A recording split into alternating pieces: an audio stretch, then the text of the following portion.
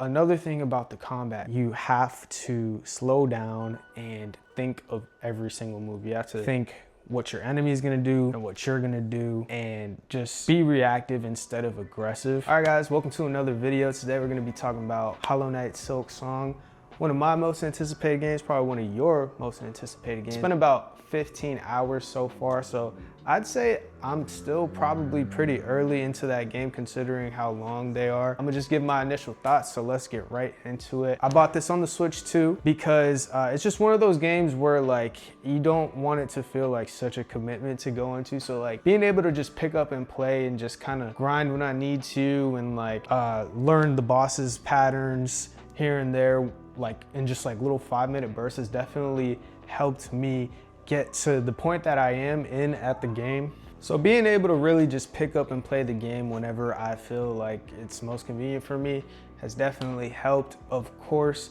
that's just with any handheld, whether you get the Steam Deck or the Switch 2 or ROG, whatever, you're gonna have a great experience. The reason I picked this is because portable mode, you get a 120 FPS handheld experience. So the game just looks super crisp, super smooth at all times, and you get the portable hand factor, which is something that unfortunately you wouldn't be able to get with the Steam Deck. It only goes up to 90 FPS. So bit of an advantage there. Absolute treat to play on the Switch 2 for sure. Just being able to dock it when I need to and bring it with me whenever I need to as well. So let's talk about a little bit of the gameplay of it, and let me just say I am hugely impressed with all the improvements that they have made so far with the game. Like I said, I don't feel like I'm too far into it, but I'm a good amount into the game where I can see how it differs from the original Hollow Knight. First thing, the build crafting is super cool. I like how early they introduced it. At first with the first game, I feel like you didn't really get a lot of cool abilities until like maybe mid to like end of the game, and if I'm remembering it right. But here, I feel like you kind of get it front loaded to you, which is great. You don't have to kind of slog through the whole game, kind of like feeling like a level 1 character. But besides that, the type of, I don't even know what to call it, like just little perks that you could switch in and out with your builds, and just really mix up your play style. Super cool. They added side quests to the game, which gives you more reason to go back into earlier areas and kind of clean up some things and also get more powerful at the same time. They have also revamped the currency system. So now you have 2 currencies. One is mostly for your combat, and then the other one is for items and upgrades that you can purchase throughout the world, as well as maps and stuff like that. So 2 currencies to worry about. Some enemies drop more than others. Some enemies only drop 1, and I'm a really big fan of the game. It really adds a bit of strategy to the moment-to-moment gameplay, as well as they added a new feature where you can pretty much bundle your currencies into a little pack and just keep it with you. So that way when you die, you don't have to, you know, be as worried to go get your souls back, kind of like a Dark Souls where you just get like a soul cluster. You can make your own soul cluster and just pop it whenever you need to, which is super cool. I don't think I've seen that in any other game. But yeah, combat has definitely taken a big difficulty spike. I see a lot of people online struggling. I myself have struggled, and one thing I would say to anybody out there that's struggling is kind of take an Elden Ring approach. If you're stuck somewhere, go explore, level up, get new items, new abilities, come back. I promise you things will be a lot easier. So kind of take an Elden Ring approach with everything in this game, and I feel like everybody will have a much more enjoyable experience. Oh, another thing about the combat, it's really one of those games where you have to slow down and think of every single move. You have to think what your enemy is gonna do and what you're gonna do, and just be reactive instead of aggressive, which is nice.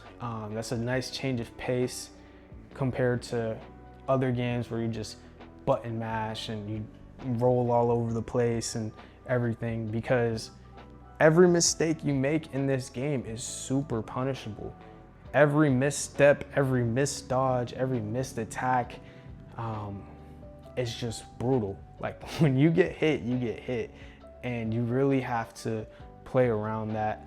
And yeah, just every frame, everything in frame is important when you're in a boss fight in this game, which is really appreciated. It's super engaging, and I feel like that's what games should be, and I feel like that's why people are struggling with it, is because they think that they can just rush into every encounter and just style on the enemy. No, like the game's gonna smack you if you do that. So just slow down and really just analyze what's going on and the best way to approach every single situation.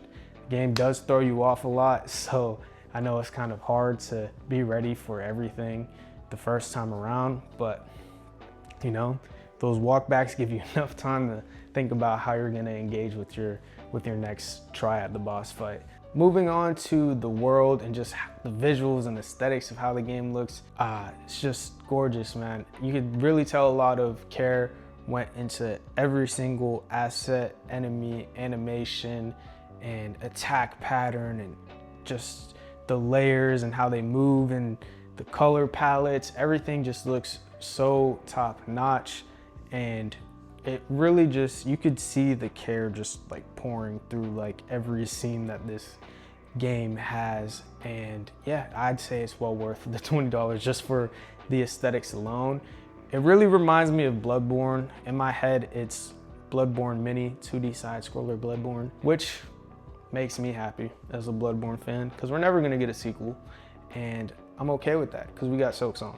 But yeah, the visuals, top notch, 10 out of 10. And the last thing I want to talk about is just the feeling that the game gives you. It's one of those rare generational games that you only get to experience like once every few years, where just everything feels so fresh. Like even if you've played Hollow Knight 1, I'm not really the biggest platformer person, so I don't know if a lot of the Hollow Knight stuff takes inspiration from other platformers, to be honest, but everything just feels so fresh and unique. I really love how you start off with no map in every single area that you go to, and you're forced to just learn where you are, where things are in relation to each other. Really just explore and find things on your own. Rather than being told where things are, you literally have to go find it. And even when you do find it, you have to remember it unless you buy markers, which allow you to mark little points of interest on the map, which you have a limited amount of. So you can't just spam like, oh, this, and this, that. You really have to be super thoughtful about where your markers are placed and how many that you have, as well as, you know, just where you are. But yeah, that's gonna be it for my early impressions on how are you guys enjoying the game. Have you bought it yet? Are you considering it? Did I help you like make a choice whether you want to play this game or not? Please let me know down in the comments. We'd love to hear from you guys. Leave a like below if you enjoyed the video. It really does help the channel out, as well as your subscriptions. I know I'm asking for a lot, but I think YouTube added a new hype feature or something. I don't know how that works. I haven't been hyped yet, so if someone wants to give me a hype, I'd appreciate that too. And if not, that's okay as well. But yeah, that's gonna be it for me. I'll see you guys on the next one.